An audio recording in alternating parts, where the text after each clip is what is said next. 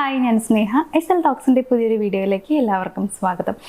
നമ്മളെല്ലാവരും തന്നെ നമ്മുടെ റിലേഷൻഷിപ്പ് ഭയങ്കരമായിട്ട് സ്ട്രോങ് ആയിരിക്കണം, പരസ്പരം നല്ല രീതിയിൽ ഇഷ്ടം ഉണ്ടായിരിക്കണം, എപ്പോഴും ഒരു ബോണ്ട് ഉണ്ടായിരിക്കണം എന്നൊക്കെ ആഗ്രഹിക്കുന്നവരാണ്.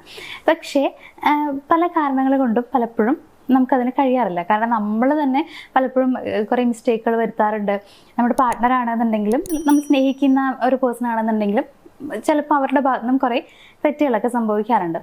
അതുകൊണ്ട് തന്നെ റിലേഷൻഷിപ്പ് നമ്മൾ ആഗ്രഹിക്കുന്ന പോലെ മുന്നോട്ട് കൊണ്ടുപോകാനായിട്ട് കഴിയാറില്ല എന്നുള്ളതാണ് വാസ്തവം. പക്ഷേ നിങ്ങളുടെ റിലേഷൻഷിപ്പ് നിങ്ങൾ സ്ട്രോങ് ആക്കാൻ ആഗ്രഹിക്കുന്നുണ്ടെങ്കിൽ കുറച്ച് കാര്യങ്ങൾ ഫോളോ ചെയ്താൽ മതി.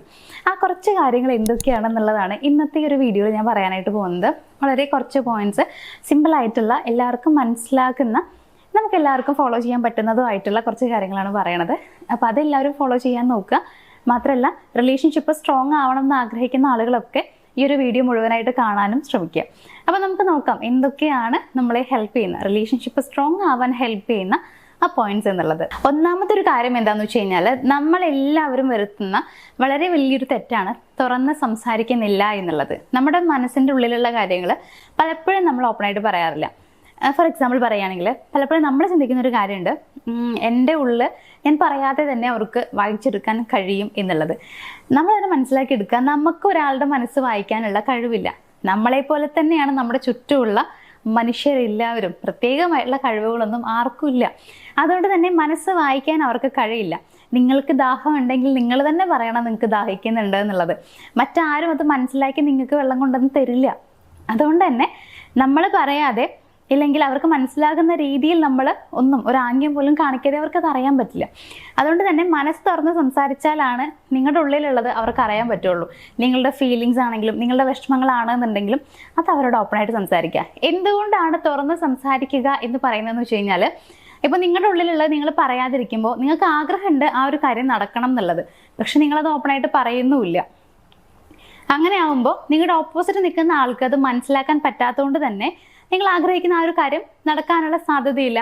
അപ്പോൾ നമ്മുടെ ആഗ്രഹങ്ങൾ ആ റിലേഷൻഷിപ്പിലാവുന്ന സമയത്ത് നടക്കാതെ വരുമ്പോൾ നമുക്ക് വല്ലാത്തൊരു വിഷമം ഫീൽ ചെയ്യും. ഞാൻ ചിന്തിക്കുന്നൊന്നും നടക്കുന്നില്ലല്ലോ, ഞാൻ ആഗ്രഹിക്കുന്ന കാര്യങ്ങൾ നടക്കുന്നില്ലോ എന്നുള്ളത്. അപ്പം നമുക്കുണ്ടാകുന്ന നിരാശ എന്ന് പറയുന്നത് കുറച്ച് വലുതായിരിക്കും. അപ്പം നമുക്ക് ആ റിലേഷൻഷിപ്പിനോട് തന്നെ വല്ലാത്തൊരു ഇഷ്ടക്കേടും വെറുപ്പും ഒക്കെ തോന്നും എന്നുള്ളതാണ്. നമുക്ക് പിന്നെ ആ റിലേഷൻഷിപ്പ് വേണമെന്ന് പോലും തോന്നില്ല കുറച്ചങ്ങോട്ട് കഴിയുമ്പോഴത്തേക്കും. അതായത് കണ്ടിന്യൂസ് ആയിട്ട് ഇത്തരത്തിലുള്ള കാര്യങ്ങൾ നടക്കാതെ വരുന്ന സമയത്ത് നമുക്ക് പിന്നെ റിലേഷൻഷിപ്പ് വേണമെന്ന് തോന്നില്ല. അപ്പോൾ അവിടെ എങ്ങനെയാണ് സ്ട്രോങ് ആവുക? അതുകൊണ്ട് തന്നെ ഏറ്റവും ആദ്യം നിങ്ങൾ മാറ്റേണ്ട ഒരു കാര്യം എന്താ വെച്ച് കഴിഞ്ഞാൽ, തുറന്ന് സംസാരിക്കാൻ പഠിക്കുക എന്നുള്ളതാണ്. രണ്ടാമത്തെ ഒരു കാര്യം എന്താണെന്നുള്ളത് അറിയോ? പരസ്പരം ബഹുമാനിക്കുക എന്നുള്ളത്. നമ്മളെല്ലാവരും ബഹുമാനത്തിന് ഇമ്പോർട്ടൻസ് കൊടുക്കുന്നവരാണ്. പക്ഷെ അത് നമുക്ക് കിട്ടുന്ന ബഹുമാനത്തിനാണെന്നുള്ളത് മാത്രം. മറ്റുള്ളവരെ റെസ്പെക്ട് ചെയ്യുന്നതിനെ കുറിച്ച് നമുക്ക് വലിയ ധാരണയൊന്നുമില്ല, അല്ലെങ്കിൽ നമ്മളത് ചെയ്യാറില്ല. നമ്മൾ ഏറ്റവും ഇമ്പോർട്ടൻസ് കൊടുക്കേണ്ടത് നമ്മൾ സ്നേഹിക്കുന്ന ആ ഒരു പേഴ്സണെ ബഹുമാനിക്കുക എന്നുള്ളതിലാണ്. നിങ്ങൾ തമ്മിൽ അഭിപ്രായ വ്യത്യാസങ്ങൾ ഉണ്ടാകും എന്നുള്ളത് സ്വാഭാവികമാണ്. ഏതൊരു റിലേഷൻഷിപ്പിലും ചെറിയ ചെറിയ തട്ടലും മുട്ടലും പ്രശ്നങ്ങളൊക്കെ ഉണ്ടാവും.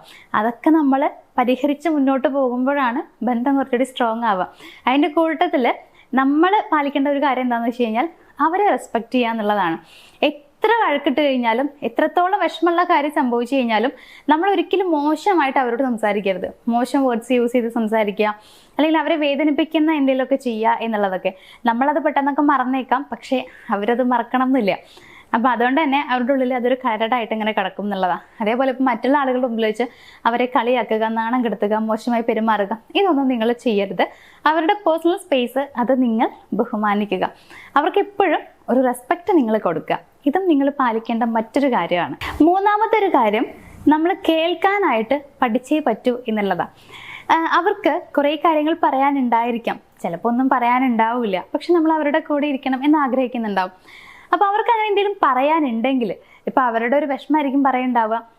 അപ്പോൾ അങ്ങനെ എന്തെങ്കിലും ഒരു കാര്യം നിങ്ങളടുത്ത് ഡിസ്കസ് ചെയ്യുന്ന സമയത്ത്, എനിക്ക് 100 കൂട്ടം പണിയുണ്ട്, അല്ലെങ്കിൽ എനിക്ക് ആ ജോലി ചെയ്യാനുണ്ട്, ഈ ജോലി ചെയ്യാനുണ്ട്, ആ തിരക്കാണ് എന്നൊക്കെ പറഞ്ഞ് ഒഴിഞ്ഞു മാറുന്ന ഒരാളാണ് നിങ്ങളതെന്നുണ്ടെങ്കിൽ ഭാവിയിൽ നിങ്ങൾക്ക് പശ്ചാത്താപം ഉണ്ടാവും. എന്താ വെച്ച് കഴിഞ്ഞാൽ, നിങ്ങൾ ഇവിടെ കേൾക്കാൻ തയ്യാറായി എന്നുണ്ടെങ്കിൽ ആ ഒരാൾക്ക് നിങ്ങളോട് സംസാരിക്കാനുള്ള ആഗ്രഹം വളരെയധികം കൂടും എന്നുള്ളതാണ്. നമ്മളെന്നെ ആലോചിച്ച് നോക്കുക, നമുക്കൊരു വിഷമം വരുമ്പോൾ എന്തെങ്കിലുമൊക്കെ ഒരാളോട് ഷെയർ ചെയ്യണം തോന്നുമ്പോൾ നമ്മൾ ആദ്യം ആലോചിക്കുന്ന പേഴ്സൺ നമ്മൾ ഏറ്റവും കൂടുതൽ സ്നേഹിക്കുന്ന ആ ഒരാളായിരിക്കും.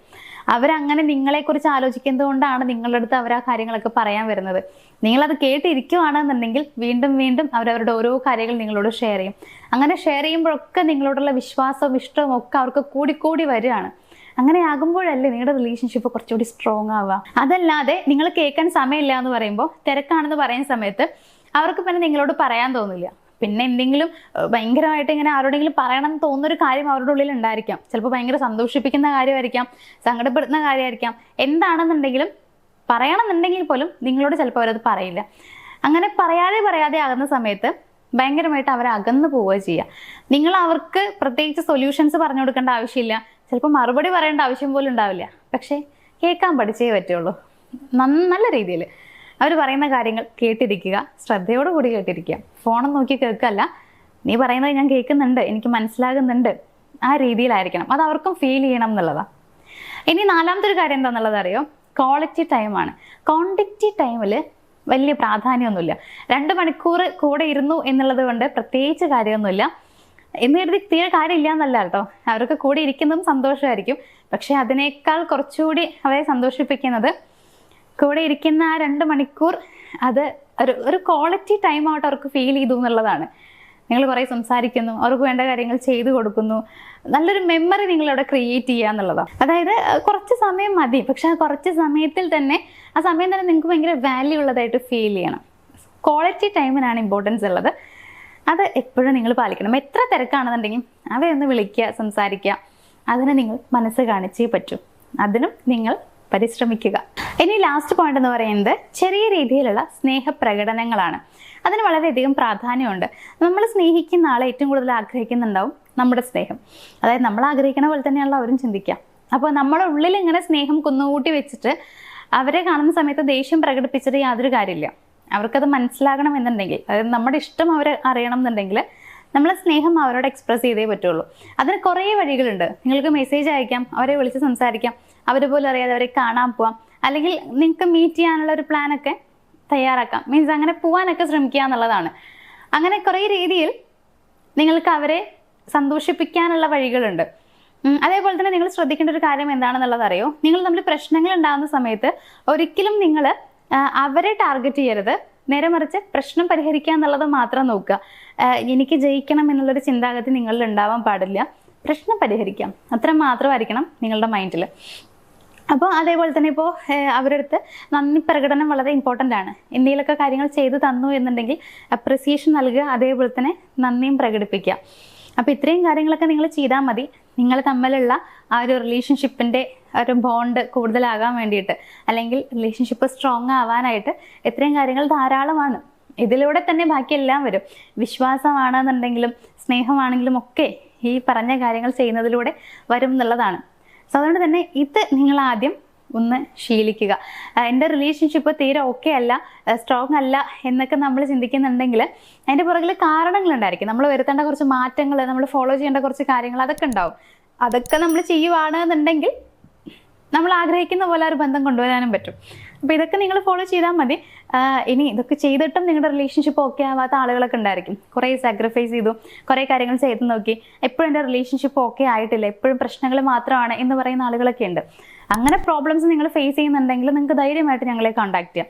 സ്ക്രീനിൽ നമ്മൾ നമ്പറും കൊടുത്തിട്ടുണ്ട്. അപ്പോൾ എന്തായാലും ഇന്ന് ഞാൻ പറഞ്ഞ കാര്യങ്ങൾ അത് നിങ്ങൾ മറക്കാതിരിക്കുക മാത്രമല്ല, ഇത് ഫോളോ ചെയ്യാനും കൂടി ശ്രമിക്കുക.